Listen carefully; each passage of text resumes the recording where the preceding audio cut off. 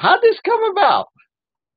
Yeah, so the answer is kind of long, but when I was starting Harvest Church, which would have been in 2000, I was researching the beginning of new churches, and I was actually read an article that talked about how communities don't want churches anymore, to the degree that cities were restricting them, maybe in the deed restrictions or the covenants and so forth.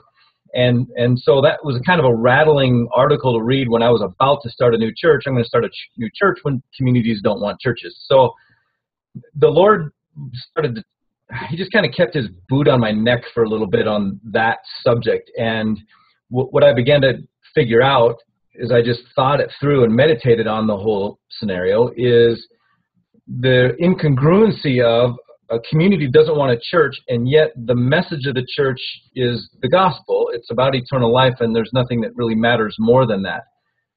And yet there are city planners or subdivision developers who were saying, well, I want a gas station and I want a restaurant, but I don't want a church.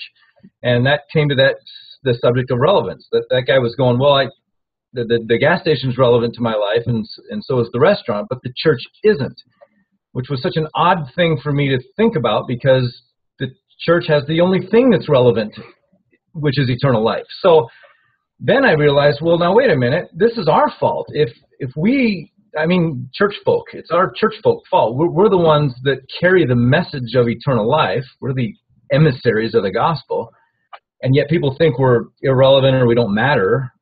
Well, that's our fault. So we better start thinking about church differently and do it differently, because the gospel's still relevant. That didn't change. It must be the way we present it is what got messed up. So that was a afternoon of kind of thinking, praying, meditating, and what came out of it was, now, Vern, if you're going to start a new church, it better matter. So it better matter to the community.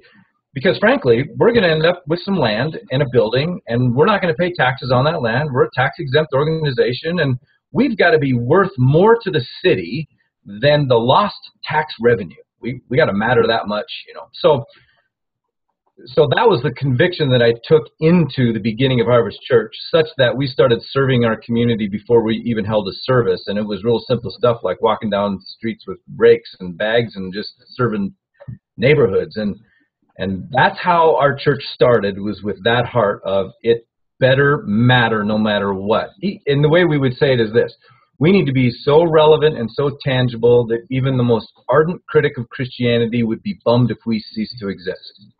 I want the most ardent atheist to go, if our door's closed, I want him going, well, I never believed a thing they said, but they sure were good for our community. I want to be that real and tangible and matter that much.